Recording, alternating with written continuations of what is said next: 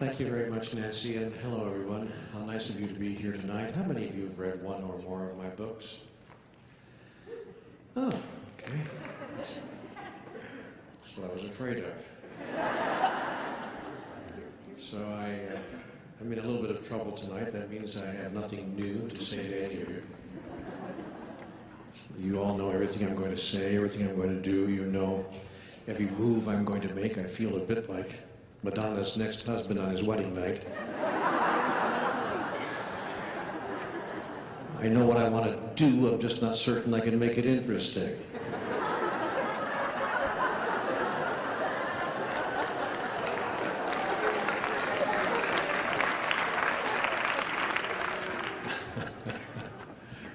But I am very, very happy to be here tonight with all of you.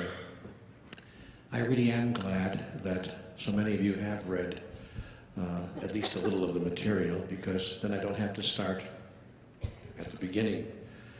Because I think it's now important for us to move forward from that beginning place to the next level, to the next place, to the next understanding, to the next revelation, to ourselves, from ourselves, with regard to who we are and what we're doing here. I mean, here on the planet.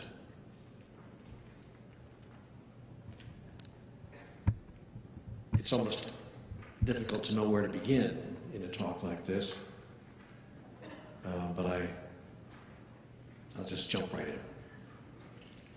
The problem is misidentification. That is, most of us do not know who we really are. And then there are some of us who do know who we really are, but don't believe it.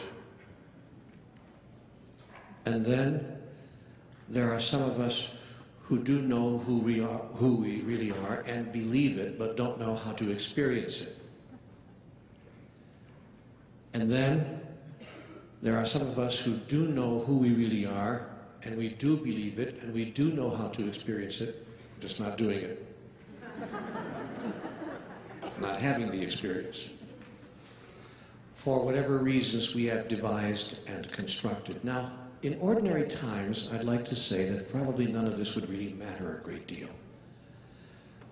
I mean to say that it would be largely a matter of your own personal evolution, your own personal individual process, and your own individual life, largely, and perhaps the lives of those in your immediate environment, in your family, and like that. But these are not ordinary times. These are extraordinary times. These are extraordinary times.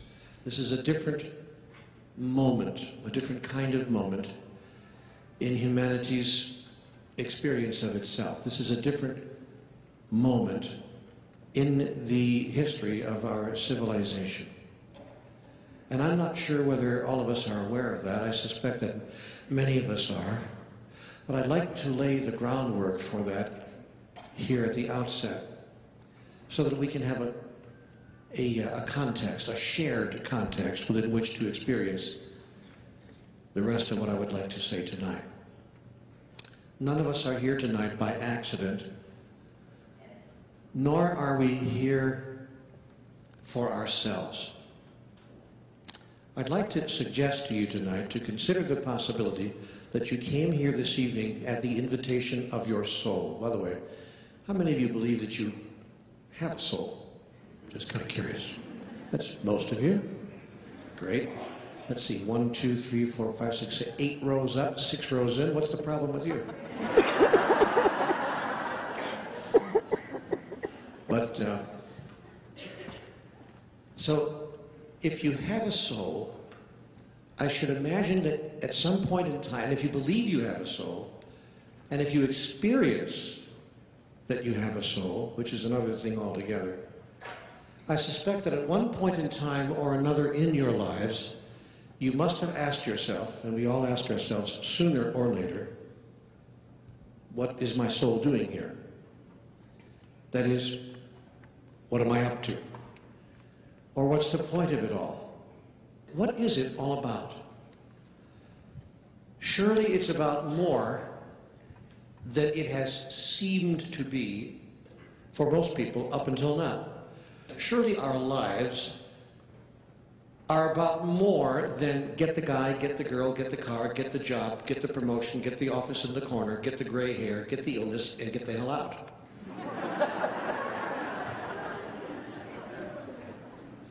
Surely there's something larger going on, and perhaps these are the kinds of questions that those of us with a few miles on our tires start to ask. I noticed that I wasn't asking these questions until the gray hair showed up. But as we get a bit older, and those among us who are a bit older, I suspect we become a little bit more introspective, perhaps, and we begin to ask, gosh, you know, I have fewer years left here than I have already lived. You know, when you pass that halfway mark, it's an interesting experience, just kind of walking along through life. And all of a sudden, one day you realize, oh, wow, I just walked through kind of a pain of experience here, and now I realize, wait a minute, I have lived more years than I'm going to live, given average lifespans. And that's a shift. And I have to tell you, in life, by the way, shift happens.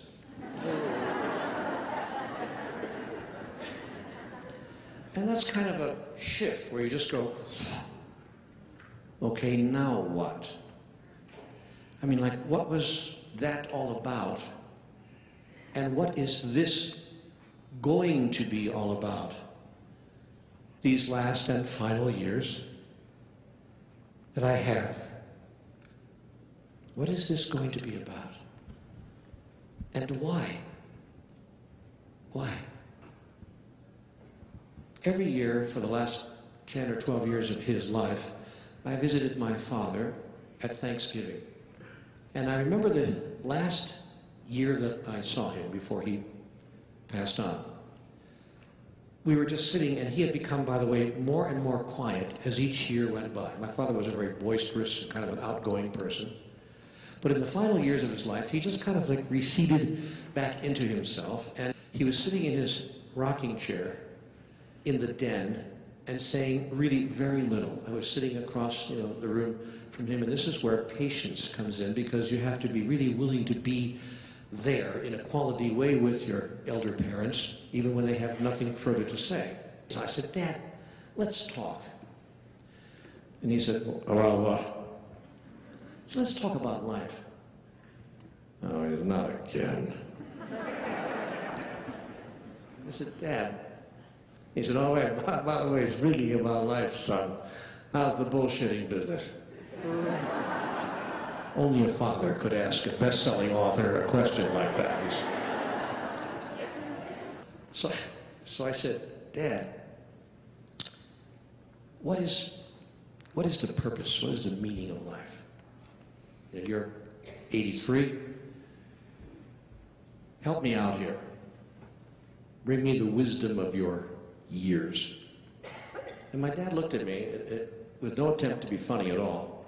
He just looked at me with kind of a empty, almost forlorn look on his face and said simply, I don't understand any of